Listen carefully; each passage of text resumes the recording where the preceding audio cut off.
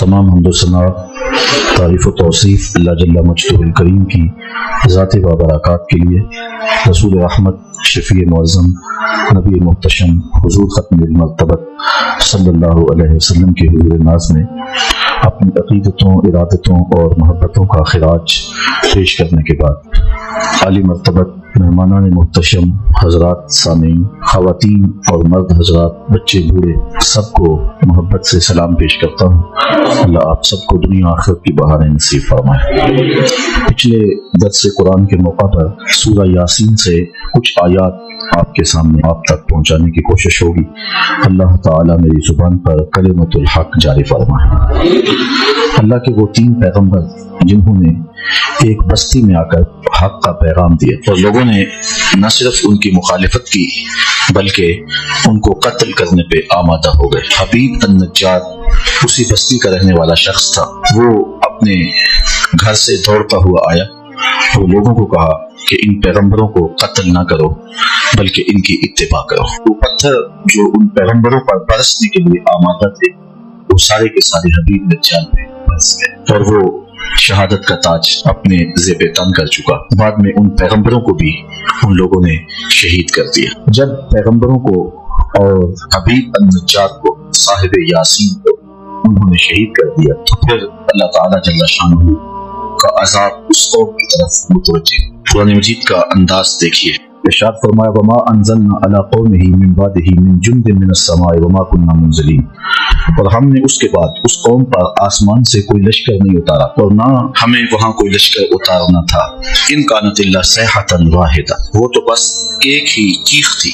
फाइज़ा हुम खामिदून, जब भी वो बुझ कर रह गए। उस कौम को अजाब देने के लिए फरिश्तों की कुछ जमात भेजने की अल्लाह को जरूरत नहीं है और अल्लाह कहता है ना हम भेजने वाले हैं, बल्कि हजरत जिब्रील अमीन आए और शहर में दाखिल हुए। शहर की दहलीज पे कदम रखा और जोर से चीख मारी। अंबिया और हबीब अन-नज्जार को शहीद करने के बाद ये कौम वापस जा रही थी। फिर क्या हुआ कि उस चीख ने जिंदगी की हरारत छीन ली और ये ऐसे हो गए जिसका बुझी हुई आग होती है, जिसका राख का ढेर होता है, जो लपक लपक के गालियां देते थे, चीख चीख के पैगंबरों की तकजीब करते थे, हक के परिस्तारों, हक की दावत देने वाले दाइयों को निशाना तदहीक बना रहे थे, तमस्खुर कर रहे थे। फिर क्या हुआ कि जिंदगी की हरारत छिन गई और वो बुझी हुई आग की तरह ढेर हो गए। जिंदगी उचक ली गई, हरारत छीन ली गई, जिंदगी का सारा जमाल सलब कर लिया गया। तो वो घरों को भी वापस नहीं पहुंचे कि रास्ते में ढेर हो गए। तो अल्लाह फरमाता है कि इस काम के लिए, उन बदबख्तों को सजा देने के लिए हमने कोई लश्कर नहीं भेजा, बल्कि एक चीख ही उनके लिए काफी थी। यहाँ मुफस्सिरीन ने एक सवाल उठाया है, वो ये कि अल्लाह की आदत नहीं है कि वो किसी कौम को सजा देने के लिए फरिश्तों के लश्कर भेजे। किसी को उठाया जिब्रील ने हाथ पे और आसमान तक ले गए और फिर उलट दिया। किसी को पीस के रख दिया गया, किसी के लिए मच्छर ही काफी हो गए, किसी को अबाबीलों ने बर्बाद कर दिया। लेकिन अल्लाह कौमों को बर्बाद करने के लिए फरिश्तों की जमातें नहीं भेजा करता। और यहाँ कुरान में कहा गया, लेकिन कुरान में दूसरा मुकाम उठाइए, जब बदर का मैदान सजा तो अल्लाह ने एक नहीं हजारों फरिश्ते भेजे।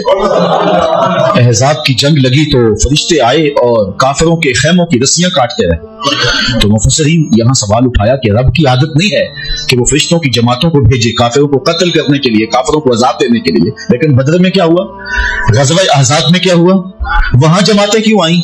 तो कहा कि वो जो जमातें आई थी वो महबूब के प्रोटोकॉल के लिए आई थी, वो महबूब की तकरीम के लिए आई थी, महबूब के एजाज के लिए आई थी।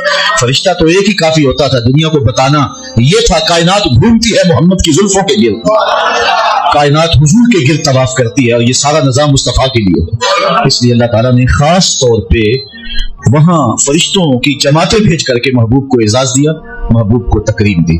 वरना अल्लाह ताला अपना ज़ाब्ता बयान करता है, वमा अंज़लना अला कौमिही मिन बादिही मिन जुंदिन मिनस समा, आसमान से कोई लश्कर उतारने की जरूरत नहीं पेश आई हमें। वमा कुन्ना मुनज़िलीन, और ना हम वहां कोई लश्कर उतारना था। वो तो एक चीख थी जिसने उनकी जिंदगी की हरारत छीन ली और वो बुझी हुई आग की तरह राख बन के रह गए, तो वो एक चीख ने उनका काम तमाम कर दिया। अच्छा, बाद मुफस्सिरीन ने इस आयत पे एक और बात भी की है, और वो ये कि जब उन्होंने पैगंबरों को शहीद कर दिया, अपने हाथों से रोशनी के चिराग बुझा दिए, हबीब अन-नज्जार को भी शहीद कर दिया, और बदबख्त कौमों का मिजाज ये होता है कि जो उनकी खैरखाही चाहे वो उन्हें गालियां देते हैं, जो उनकी भलाई का पैगाम लेकर के आए वो उन्हें बुरा कहते हैं। बेमुरव्वत बेवफा, तेरा भी क्या अफसाना है, जिसने अपनी ही शमा को गुल किया तो वो परवाना है। तो बदबख्त तबके हमेशा ऐसा करते हैं कि अपने ही खैरखाहों को हवाला जिंदा कर देते हैं, कभी फसीले दाल पे उनके सरों का चरागा करते हैं, और कभी उन्हें टिकटकियों पे बांधते हैं, उन्हें अजियतें देते हैं, उन्हें दुख देते हैं। तो काफिरों और बदनसीब तबकों के इस मिजाज को बयान फरमाया जब उन्होंने अपने हाथों से उन चिरागों को बुझा लिया, उन पैगंबरों को शहीद कर दिया, तो फिर उनके ऊपर अजाब क्या आया। एक तो ये कि वो चीख आई, आसमान से कोई लश्कर अल्लाह ने नहीं उतारा, और अल्लाह फरमाता हम उतारने वाले भी नहीं थे। तो यहाँ दूसरा मफहूम मुफस्सिरीन ने जो बयान किया है उससे बहुत कुछ समझा जा सकता है, वो ये है कि मानवी अजाब उन पे आया। वो क्या था कि फिर मुद्दत मदीद तक आसमान से उनके लिए कोई पैगंबर नहीं आया। अल्लाह ताला ने उन पर वही का दरवाजा बंद कर दिया, कोई मुस्ले उस कौम की तरफ हिदायत का संदेशा लेकर नहीं आया। जब कौमें नाकदरी करें आसमानी हिदायतों की, तो फिर उनसे हिदायतें छीन ली जाती और अंधेरों में भटकने के लिए उनको छोड़ दिया जाता है। तो यहां से ये मफहूम भी मुराद हो सकता है कि फिर एक तवील मुद्दत उस कौम की तरफ जिस कौम ने पैगंबरों को शहीद कर दिया और हक के फरिश्तारों को कत्ल कर दिया, फिर एक तवील अरसा उनकी तरफ आसमानी हिदायत नहीं आई, आसमान से कोई लश्कर नहीं उतरा। उनकी हिदायत के लिए अल्लाह ने मुस्लिहीन फिर उनकी जानिब नहीं भेजे, अंधेरों में भटकने के लिए उन्हें छोड़ दिया। और अगर सोचा जाए तो ये सजा ज्यादा बड़ी सजा है कि किसी कौम को भांज कर दिया जाए, अच्छी क़यादतें उस कौम में ना उठे और वो अपने मसाइल की घुमन घेरियों के अंदर फंस जाएं और कोई रास्ता दिखाने वाला मौजूद ना हो। जब टैलेंट की कदर नहीं करती कौम कोई भी, तो फिर इन अजाबों में उसे मुब्तला किया जाता है। थोड़ी देर के लिए रोक करके कुरान मजीद की इस आयत पर तदब्बुर कर लें और पाकिस्तान के आलम इस्लाम के मौजूदा हालात की तरफ नजर करें, तो बात समझ में आती है कि हम भी कहीं इस परेशानी में मुब्तला तो नहीं है कि अच्छे लोग नापैद हो गए, साले क़यादतें हमारे अंदर मौजूद नहीं रही हैं। जब सियासी ज़ोमा व्हाइट हाउस की चाकरी सादतमंदी समझें, जब इल्म और दस्तारें प्लाटों के बदले बेची जाएं, और जब डीजल के ड्रम पे इस्लाम को फरोख्त कर दिया जाए, और जब आबरूओं के सौदे चंद डॉलरों के इवज किए जाएं, और ये क़यादतों के लक्षण हों, तो कौमों के लिए इससे बड़ी मुसीबत और कोई नहीं हो सकती। तो जब कौमें अच्छों की कदर नहीं करती, तो फिर इस तरह के लोग मुसल्लत कर दिए जाते हैं। आज मुल्क इलेक्शन की जानिब बढ़ रहा है और हम जिन हालात में हैं, उम्मीद का चिराग बहर हाल रोशन रहना चाहिए। अल्लाह ताला के लिए कोई मुश्किल नहीं है, वो चाहे तो उठे सीना सहरा से हवा, बंजर जमीनों से भी फूल उगा सकता है, इस बात पे वो कादिर है। हालात के पलटते हुए देर भी नहीं लगती।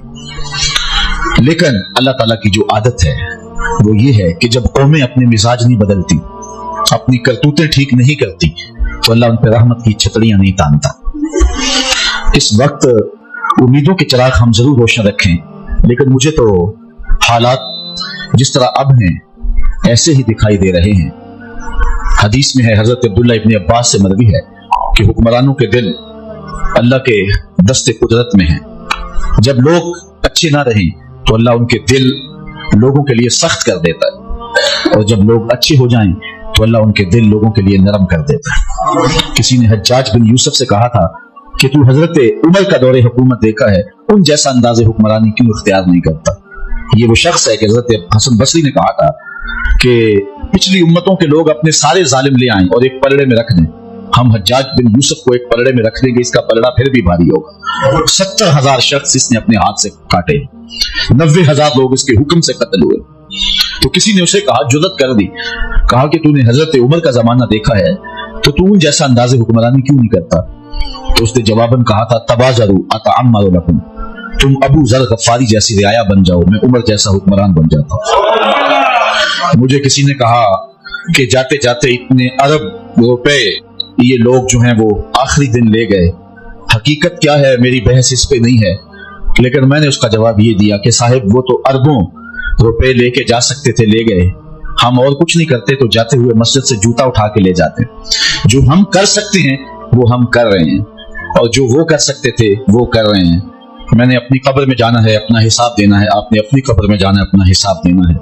قوم کو اجتماعی روشنی دینے کے لیے کوشاں بھی ہونا چاہیے، لیکن ہمیشہ خیر کا آغاز اپنی ذات اور اپنے گھر سے ہوتا ہے۔ میں اور آپ دیکھیں کہ ہم کہاں کھڑے ہیں۔ آج پوری دنیا کے اوپر ہمیں ایک سوال کا سامنا کرنا پڑتا ہے، لوگ ہمیں پوچھتے ہیں تمہارا عالمی قائد کون ہے؟ تو 72-73 فرقوں میں بٹی ہوئی امت کس شخص پہ انگلی رکھے کہ یہ ہمارا متفقہ قائد ہے؟ آج بٹی ہوئی یہودیت اور بٹی ہوئی عیسائیت بھی اپنا ایک مشترکہ قائد رکھتی ہے۔ آج پوپ کی بات حرف آخر ہے، لیکن ایک حرم رکھنے والے، ایک قرآن رکھنے والے، ایک رسول رکھنے والے آج کوئی ایسا شخص نہیں بتا سکتے کہ جس پہ امت متفق ہو۔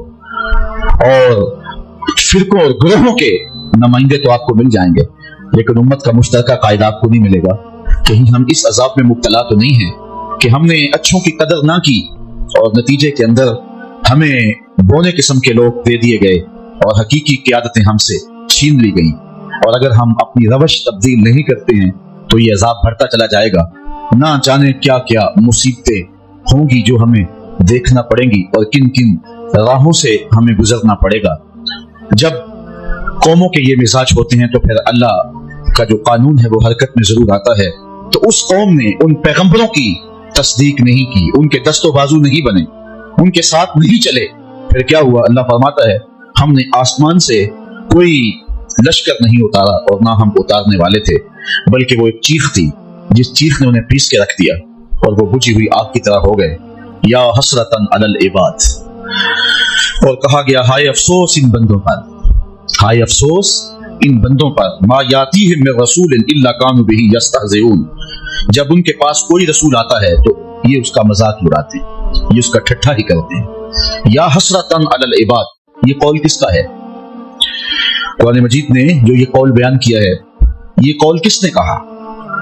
تو ایک بات تو یہ کہ ماحول ہی بتا رہا تھا کہ جب پیغمبروں کو شہید کر دیا، حبیب نجار کو قتل کر دیا، اپنے ہاتھوں زندگیوں کے گلے گھونٹ دیے، خود اپنے منہ سے وہ چراغ جن کی روشنی میں کچھ سجھائی دے سکتا تھا خود بجھا بیٹھے، تو پھر اس شہر کی اینٹ اینٹ بولنے لگی یا حسرتن علی العباد، افسوس ہے ان بندوں پر کہ جن سے روشنی لینی تھی ان چراغوں کو ہی بجھا دیا۔ اس ماحول کا ذرہ ذرہ بول رہا تھا یا حسرتن علی العباد، بندوں پر کتنا افسوس ہے کہ وہ ہدایت کے چراغ خود بجھا رہے ہیں۔ اس شہر کی دیواروں در سے آواز آ رہی تھی یا حسرتن علی العباد، ہائے افسوس ان بندوں پر کہ انہوں نے چراغ زندگی خود ہی بجھا دیے۔ ایک قول یہ ہے کہ اس کے قائل فرشتے ہیں کہ جب پیغمبروں کو شہید کر دیا، حضرت حبیب النجار کو شہید کر دیا، اور نہ صرف شہید کیا، ان کے بدن کی بوٹیاں نوچی، آپ سن چکے ہیں، سر پہ آرا رکھ کے پاؤں تک چیر دیا، اور کس طرح اذیتوں سے دو چار کیا، پتھر برسائے، گڑا کھود کے اس میں ڈال کر اوپر سے مٹیاں ڈال دی۔ تو پھر فرشتوں نے آ کے کہا یا حسرتن علی العباد، افسوس ان بندوں پر۔ ایک قول یہ ہے کہ پیغمبروں نے کہا کہ افسوس بندوں پر کہ ہم ان کی ہدایت کے لیے آئے اور یہ ہمیں الٹا جو ہے وہ پتھر مار رہے ہیں۔ ایک قول یہ ہے کہ خود رب اس کا قائل ہے، کہ رب ہی کہہ رہا ہے، یہ حکایت نہیں کی جا رہی، یہ رب کا فرمان ہے، اس کا قائل خود رب ہے کہ افسوس بندوں پر کہ جب میں رسول بھیجتا ہوں ان کی ہدایت کے لیے تو یہ خود ان چراغوں کو بجھانے کے درپے ہو جاتے ہیں۔ اچھا، ایک قول یہ ہے کہ اس کے قائل خود کافر، یا حسرتن علی العباد کے جو قائل ہیں وہ خود کافر ہیں، اور عباد سے مراد وہ رسول ہیں، یعنی کافروں نے کہا۔ پھر مفہوم تھوڑا سا اس کا اور ہو جائے گا کہ ان پیغمبروں کو جب شہید کر دیا تو پیغمبروں کی شہادت کوئی معمولی واقعہ تو نہیں تھا، پھر ضمیر ٹھوکریں مارنے لگا، اندر اداس ہو گئے، روحیں اجڑ گئی۔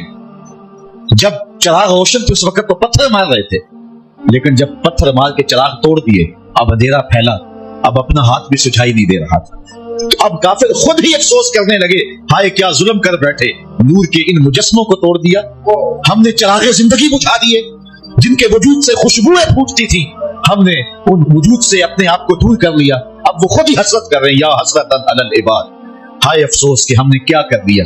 क्योंकि जालिम जुल्म करने के बाद भी जो है वो मुतमईन नहीं हो सकता है, और जो मजलूम है वो जुल्म सहने के बाद भी करार में रहता है। इस बात को समझने के लिए एक मामूली सा मुख्तसर सा शेर है, और थोड़े लफ्जों में सहल मुमतने है, लेकिन बड़ा खूबसूरत किसी ने कह दिया कि लूट कर भी कोई बेचैन रहा, लूट कर भी कोई बेचैन रहा, और लुट के भी चैन से सोया कोई, लूट कर भी कोई बेचैन रहा, लुट के भी चैन से सोया कोई।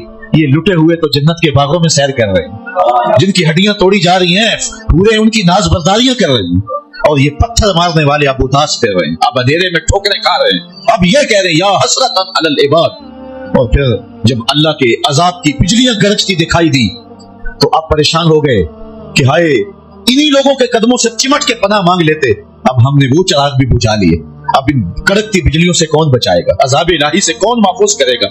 जिन्होंने महफूज करना था, जो पनाहगाहें थी, हमने वो पनाहगाहें ही तोड़ दी। तो अब वो खुद कह रहे थे या हसरतन अलल इबाद, हाय अफसोस। अल्लाह अकबर।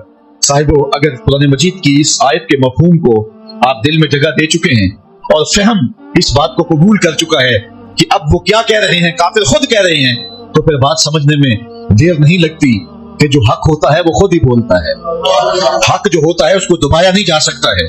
करबलाएं सजती हैं तो पछताना यजीद को पड़ता है, पछताना इब्ने ज़ियाद को पड़ता है, पछताना शियर को पड़ता है। हुसैन तो नेज़े की नोक पे भी कुरान पढ़ा करते हैं। इसलिए काफिर कह रहे हैं या हसरतन अलल इबाद। अच्छा, बात तल्ख न हो, बात कड़वी न हो, तो मैं एक बात कहूं कि जो बासलाहियत लोग होते हैं और हक की राहों के मुसाफिर होते हैं, उन्हें अपने कद को बढ़ाने के लिए भांड किस्म के लोग साथ ही रखने पड़ते, उनको अपने मज़ारात के नक्शे नहीं दे के जाने पड़ते कि इस तरह का दरबार बनवाना मेरा ताकि लोगों का आना जाना रहे। उनके झंडे रब खुद ही लगाता है, और उनके उठ जाने के बाद माहौल के अंदर ऐसी उदासी होती है कि जो दुश्मन वो भी हाथ मार रहे होते हैं कि ये चिराग बुझ गया, ये जिंदगी का उजाला हमसे छिन गया। तो या हसरतन अलल इबाद के मफहूम को अगर आप समझें तो हक की जो बुलंदी है और सरबुलंदी है वो समझ में आती है। मा यातीहिम मिन रसूलिन इल्ला कानू बिही यस्तहज़िऊन। अल्लाह फरमाता है जब भी उनके पास कोई रसूल आता है तो इनका मिजाज ये है कि ये हमेशा ठट्ठा ही करते हैं, मजाक ही करते हैं। अब दीन की राहों पे चलने वालों के लिए इस आयत में बहुत कुछ है। कोई ये समझे कि आते हुए भी फूल और जाते हुए भी फूल, साहिब नहीं, ये तो कांटों की सेज है। यहाँ तो मुकावमतें भी होंगी, मुखालफतें भी होंगी, अजियतें भी होंगी, दुख भी होंगे, तानो तशदीद के बरसते तीर भी होंगे, लोग गालियां भी देंगे। जब पैगंबरों को भी लोगों ने गालियां दी, अल्लाह का कोई पैगंबर ऐसा नहीं आया कि जिसने आके पैगाम हक दिया हो और लोगों ने मुखालफत न की हो।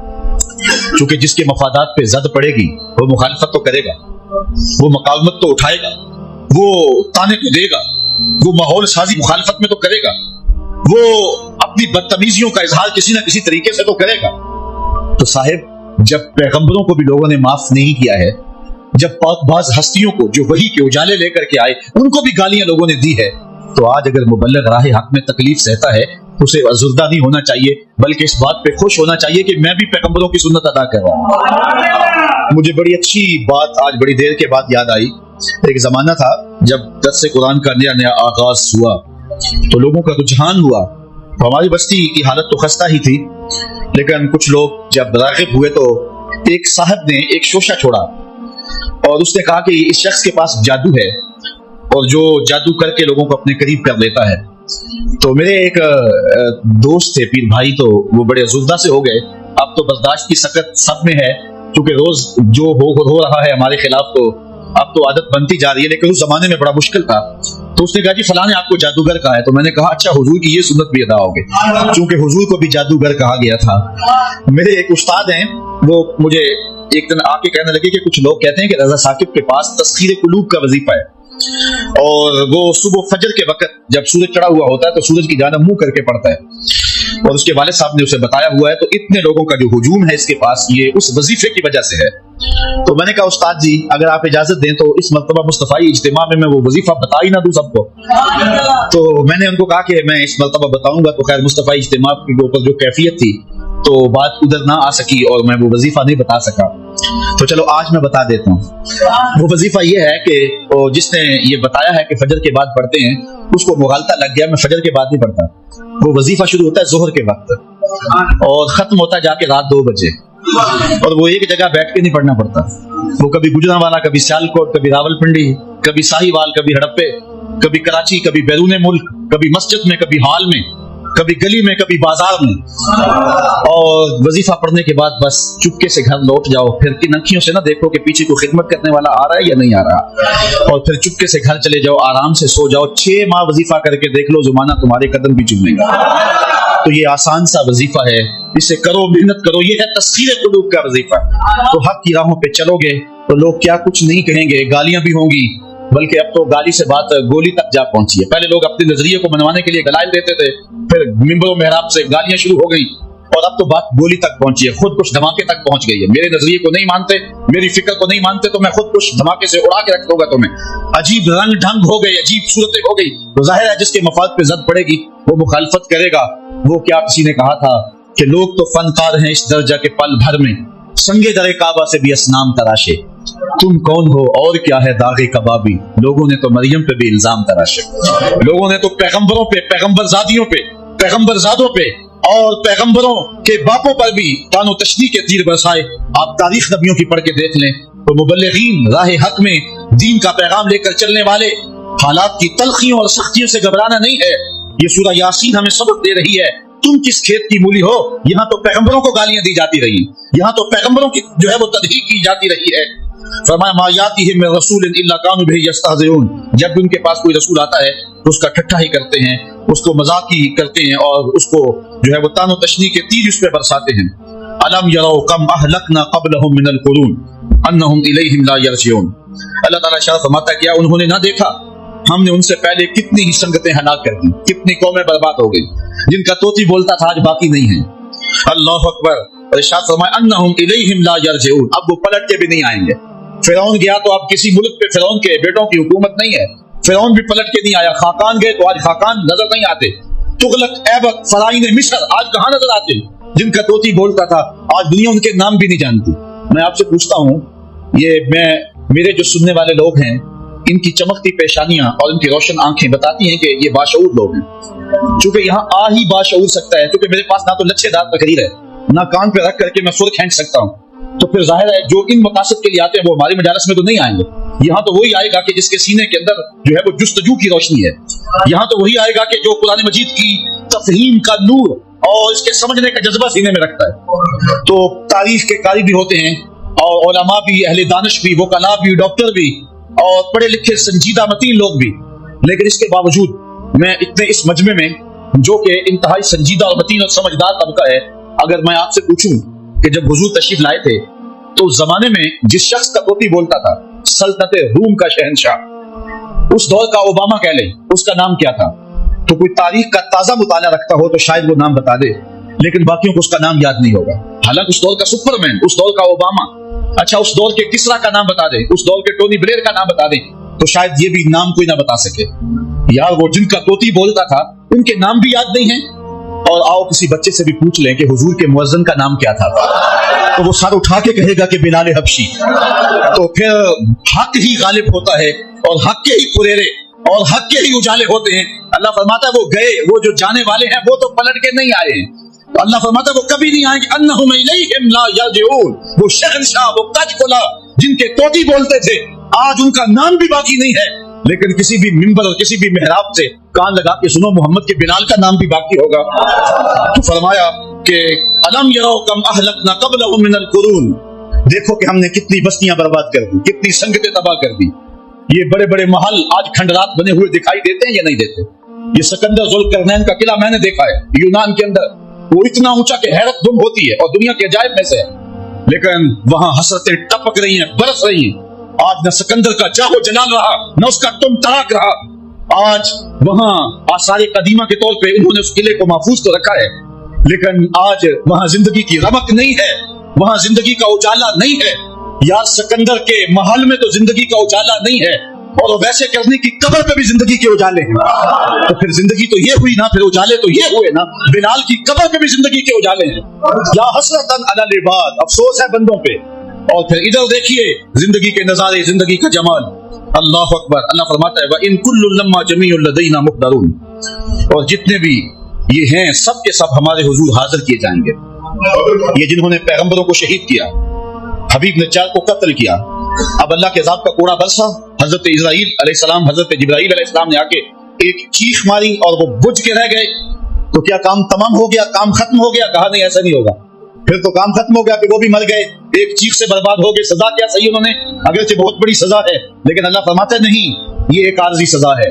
अभी एक बड़ा मैदान लगने वाला है, तराजू नस्ब होंगे, एक मैदान सजने वाला है, कल कयामत का दिन होगा। व इन कुल्लु लम्मा जमीउन लदैना मुहदरून, फिर वो पैगंबर भी लाए जाएंगे, हबीब दज्जाल भी खड़ा होगा, पा बचौना ये भी लाए जाएंगे, और फिर रब का दरबार होगा। इनके हाथों में जंजीरें और पांव में बेड़ियां, और उधर हबीब दज्जाल के सर पे इज्जतों का ताज, उन पैगंबरों के सरों के ऊपर नूरानी ताज और बदन पे नूरी हुल्ले। और फिर इनके अमल भी लाए जाएंगे, उनकी तबलीग का भी वजन किया जाएगा। और गालियां देने वालों, ये देखो तुम्हारी गालियां और उनका वजन, और फिर उसकी सजा जहन्नम। और मिठे बोल बोलने वाले पैगंबरों की बोली भी सुनो, और इसकी जो जज़ा है मेरे रब ने रखी है, जरा इसको भी देखो। तो फिर वो क्या मंजर होगा, और क्या रंग होगा, और क्या जमाल होगा। तो राह हक पे चलने वाले, अगर तेरी बात को ठुकरा भी दिया जाता है, तेरी बात को तर्क भी कर दिया जाता है, तेरी गुफ्तगू का मजाक भी उड़ा लिया जाता है, तुझे गालियां गोलियों से सजा भी दी जाती है, तो उसकी परवाह नहीं करना। आज अगर बदन कट जाए, आज अगर तू तमाशा बन जाए, आज लोग तुझे गालियां दे, आज तेरे दामन की दिजियां बखेर दी जाएं, आज तुझे जो है वो तानो तशनी के तीर बरसाए जाए, आज अल्जाम तराशियां की जाएं, आज तेरी इज्जत आबरू उछालने की कोशिश की जाए, लेकिन घबराना नहीं है, ये तो 4 दिन की जिंदगी है। वो मैदान लगेगा, गालियां वाले भी आएंगे, मोहम्मद की बोली बोलने वाले भी आएंगे, और तराजू गाढ़ा होगा, रब में फिर वजन किया जाएगा, फिर पता चलेगा ना कि कुरान की बोली देने वाले की आवाज का वजन कितना निकला है। तो इसलिए हक की राहों का मुसाफिर हमेशा हक की राहों पे चलता रहे। सूरह यासीन के अंदर अल्लाह ताला जल्ला शानहू ने जो मजमून बयान फरमाया, बुनियादी मजमून आखिरत का इस्बात है। और जब कोई शख्स फौत होने लगे तो उसके सामने सूरह यासीन पढ़ी जाती है। इसलिए नहीं पढ़ी जाती कि उससे जान छुड़ा लें, बल्कि सूरह यासीन से ईमानी लेवल बढ़ जाता है, तयक्कुन में इजाफा हो जाता है, आखिरत का अकीदा पुख्ता हो जाता है। इसलिए हुक्म दिया गया कि इसके सामने सूरह यासीन पढ़ो, कि जब रब के हुजूर पेश हो रहा हो तो इसके अकीदे में पुख्तगियां पैदा हो जाए, और माद और आखिरत का यकीन पुख्ता तर हो जाए। तो ये 2 रकू खत्म हुए, अगले जो 3 रकू हैं उनमें माद का असबात किया गया है, और अल्लाह ताला ने आफाक और अनफुस के अंदर फैले हुए दलाइल के साथ हजरत इंसान को बताया है कि तू रब को कैसे भूल सकता है, कैसे उसके अनकार करता है। तेरे वजूद में भी दलीलें, उगने वाले सूरज में भी दलीलें, और जमीन का कलेजा चीर के निकलने वाले सब्जे में भी दलीलें, फूल की पत्ती के रंगों में भी दलील है, उसके ऊपर पड़ी हुई शबनम के कतरे में भी दलील है, और फिर उसके ऊपर जो बैठी हुई मोहब्बत और प्यार का इजहार करती हुई तितली है, उसके परों के अंदर रंगों की जो मीनाकारी है, उसमें भी रब की दलील है। फिर बुलबुल के लहजे में भी दलील है, कोयल की आवाज में भी दलील है, पपीहे की सदा में भी, बरसते बारिश में, झूमती नदियों में, बहते पानी में, और सावन के मौसम की रिमझिम में, ये दलीलें हैं। अगर तू आंख खोले तो रब का इनकार नहीं कर सकता। आजा पलट के मोहम्मद अरबी तुझे बाहों में लेने के लिए मुंतजर खड़े हैं, और तू ईमान की बहारें और ईमान के उजाले